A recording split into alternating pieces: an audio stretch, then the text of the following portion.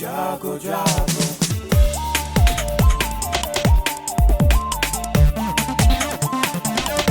Radio जागो जागो radio जागो 90.4 FM। नमस्कार, रेडियो जागो 90.4 FM से मैं अर्जुन गौड़ बहुत बहुत स्वागत करता हूं श्री संजय कपूर जी का। जैसा कि आप जानते हैं, 15 अगस्त स्वतंत्रता दिवस एक बहुत अहम अवसर होता है उन शहीदों, उन वीरों को नमन करने का जिन्होंने इस देश की आज़ादी के लिए और इस देश के लोगों को स्वतंत्र बनाने के लिए जो योगदान दिया हो, उनको याद करने का और उनको नमन करने का। जैसा कि आप आजकल रेडियो जागो 90.4 FM पे सुन रहे हैं कार्यक्रम माटी को नमन, वीरों को वंदन, उसी कड़ी में आज हम बात करेंगे श्री संजय कपूर जी से। श्री संजय कपूर सुपुत्र हैं शहीद जयदेव कपूर के। जयदेव कपूर जी हरदोई की माटी से पले बड़े वो वीर हैं जिन्होंने शहीद भगत सिंह के साथ मिल करके भारत की स्वतंत्रता में अपना अहम योगदान दिया और उस योगदान के चलते ही कई अहम घटनाएं जो हुई हैं उनके बारे में आज हम बात करेंगे श्री संजय कपूर जी से। संजय कपूर जी, आपका बहुत बहुत स्वागत है रेडियो जागो 90.4 FM में। हरदोई की माटी और हम सब हरदोई के निवासी गौरवान्वित भी हैं और बहुत फॉर्चुनेट भी हैं कि शहीद जयदेव कपूर जैसे एक वीर हरदोई की माटी से जन्मे हैं।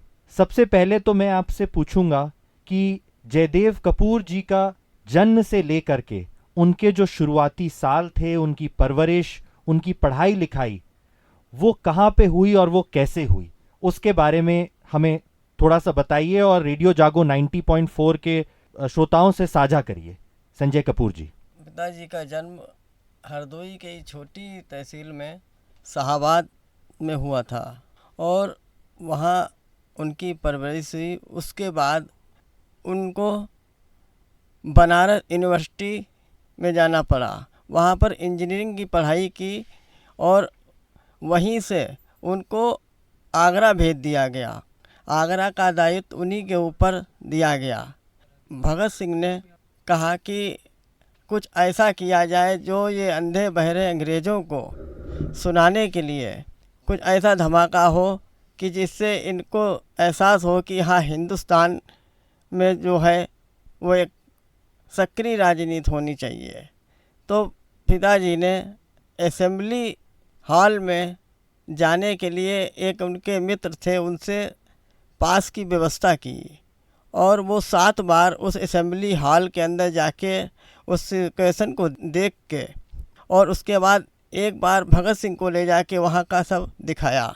और उसके बाद जब भगत सिंह को एक मेन तारीख पे बम फेंकने के लिए जाना था, तब पिताजी उनके साथ गए थे और भगत सिंह और बटुकेश्वर दत्त, इन दोनों को पिताजी का ही था, पर भगत सिंह नहीं माने, कहने लगे नहीं हम जाएंगे।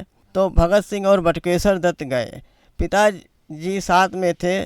भगत सिंह बोले कि मेरे जूतों में बहुत आवाज़ होती है, इसलिए तुम अपने जूते हमें दे दो और हमारे जूते तुम पहन लो। पिताजी ने वो जूते अपने भगत सिंह को दे दिए और भगत सिंह के जूते एक निशानी के रूप में अपने पास रख लिए। भगत सिंह तो अंदर चले गए और उन्होंने असेंबली हॉल में बम धमाका किया, जिससे किसी का नुकसान नहीं हुआ। कुछ मेज़ें टेबलें टूटी। केवल उनका उद्देश्य ये था अंधी बहरी ये जो अंग्रेज़ों की सरकार है इसको जगाने के लिए। उसके बाद उन्होंने पंपलेट बांटे और अपनी गिरफ्तारी दे दी। और उसके बाद पिताजी को लाहौर कॉन्स्पिरेसी केस, काकोरी कांड और 63 दिन की भूख हड़ताल उन्होंने राजा मंडी जेल में की थी, जिसमें उनके प्रिय साथी जतीन नाथ दास जी का निधन हो गया। उसके बाद ऐसे ही चलता रहा, अनेक लोगों की गिरफ्तारियां हुई और आखिरी मुलाकात भगत सिंह से तब हुई जब वो राजा मंडी जेल में थे और अंग्रेज़ी हुकूमत ने 24 मार्च को उनको फांसी देने की तारीख निश्चित की थी। पर अंग्रेज़ी हुकूमत इतनी भयभीत और घबराई हुई थी कि उन्होंने 23 मार्च को ही भगत सिंह को फांसी देने का निर्णय कर लिया। और उसी समय पिताजी और हमारे शिव वर्मा जी जो उनके साथी थे दोनों उसी जेल में थे। कुछ अंधेरे की कोठरी में एक व्यक्ति आकर बोला कि आज तुम्हारे साथियों को फांसी दे दी जाएगी।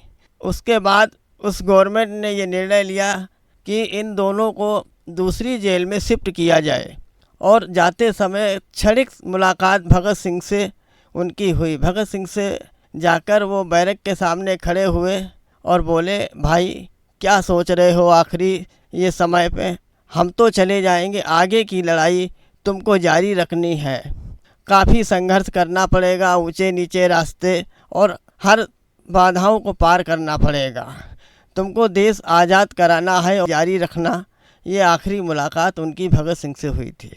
वो जो क्रांति की अलग थी वो कैसे लोगों में जगी और उसमें कैसे अहम योगदान रहा। सेंट्रल असेंबली दिल्ली में जो स्थित थी वहाँ पे बम कांड जो हुआ था उसने कैसे महत्वपूर्ण भूमिका निभाई उस क्रांति की अलग को जगाने में।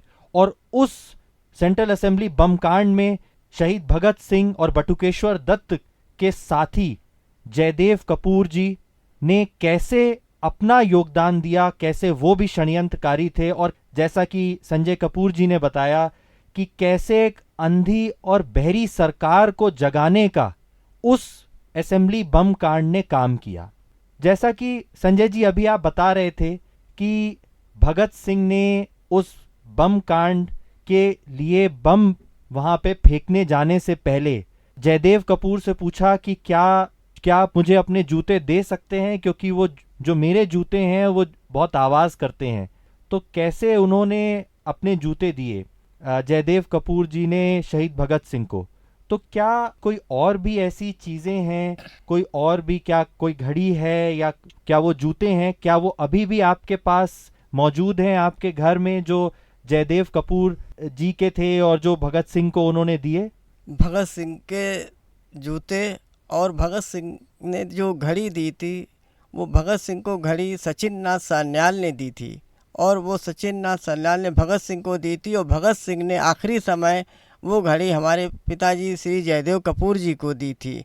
वो दोनों चीज़ें आज भी हमारे घर पर सुरक्षित हैं और हम उनकी हिफाजत अपनी जान से भी बढ़ के करते हैं। तो देखिए, आपने सुना श्रोताओं की एक घड़ी जो शहीद भगत सिंह जी ने श्री जयदेव कपूर जी को दी, कैसे वो अंतिम समय में उसने एक और साथ में एक संदेश भी शहीद भगत सिंह जी ने जयदेव कपूर जी को दिया कि अब समय तुम्हारे साथ है, ये जो क्रांति की अलग मैंने जगाई है और हम सब ने मिलकर के जगाई है, इसको आगे बढ़ाने का कार्य करना है। और कैसे उस बात को आगे बढ़ाते हुए कैसे उस क्रांति की अलग को जलाए रखने का काम जयदेव कपूर जी ने किया।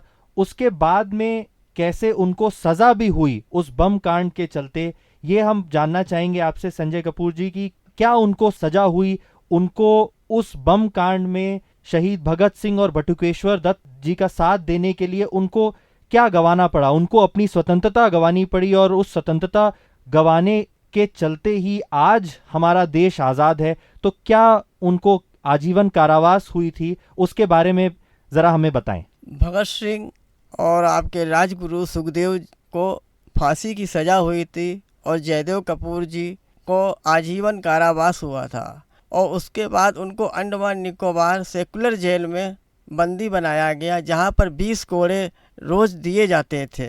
और एक हम आपको संस्मरण और सुनाना चाहते हैं कि शिव वर्मा जी और जयदेव कपूर जी आपके मद्रास जेल में बंद थे और उस समय एक जेलर था जिसने शिव वर्मा जी को एक गाली दे दी थी। तो उसके ऊपर पिताजी को इतना गुस्सा आया तो उन्होंने एक झापड़ मारा तो अंग्रेज जेलर के 4 दांत टूट गए थे। उस सज़ा में उनको 20 बेंतों की सज़ा नंगा करके हाथ पैर बांध करके दी गई थी और हर बेंत पे मांस के लोथड़े निकल जाते थे और भारत माता की जय बोलते हुए वो अपने बैरक में चले गए। ना ही उन्होंने कोई इलाज कराया ना दवाई करवाई। तो आप सुन रहे हैं कैसे जयदेव कपूर जी ने अपनी वीरता का उदाहरण देते हुए बिना किसी भय के अपने एक और स्वतंत्रता सेनानी साथी का साथ देते हुए उन्होंने ये नहीं सोचा कि जब मैं उस ब्रिटिश जेलर पर हाथ उठाऊंगा तो शायद मुझे भी कोड़े पड़ सकते हैं, मुझे और सजा मिल सकती है, जबकि वो पहले से ही एक जेल में बंद थे। उन्होंने इस चीज की परवाह ना करते हुए उन्होंने अपनी वीरता का वह उदाहरण दिया जो वो अपनी पूरी जीवन भर देते रहे, और कैसे उन्होंने वो जो स्वतंत्रता और क्रांति की अलग थी उसको जलाए रखा, और कैसे अपने साथियों के अंदर भी वो अलग जगाए रखी। अंतिम में मैं संजय कपूर जी से बस यही पूछना चाहूंगा कि वो जयदेव कपूर जी जेल से कब छूटे, और उसके बाद भारत की स्वतंत्रता के बाद कैसे रहे उनके वो साल, कुछ वो अगर अपने संस्मरण आपके साथ साझा करते थे। अगर जयदेव कपूर जी आज हमारे साथ होते तो आज वो क्या सीख देते हम सब देशवासियों को, कि कैसे वो जो क्रांति की अलग जगी थी उस समय, आज क्रांति अलग क्षेत्रों में आवश्यक है। आज क्रांति जरूरी है गरीबी को हटाने के लिए, आज क्रांति जरूरी है हर किसी को शिक्षित बनाने के लिए, आज क्रांति जरूरी है स्वास्थ्य के क्षेत्र में अच्छी अच्छी सुविधाएं देने के लिए, सफाई के लिए। तो क्या आज अगर जयदेव कपूर जी हमारे साथ होते तो क्या वो सीख देते हम सब जनपद वासियों को और देशवासियों को, उसके बारे में भी संजय कपूर जी बताएं हमें।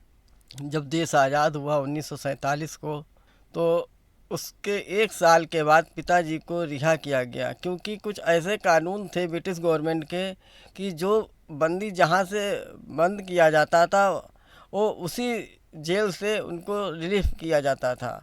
तो वो पिताजी एक साल तक आज़ाद हिंदुस्तान में जेल में रहे और उसके बाद वो जेल से बाहर आए।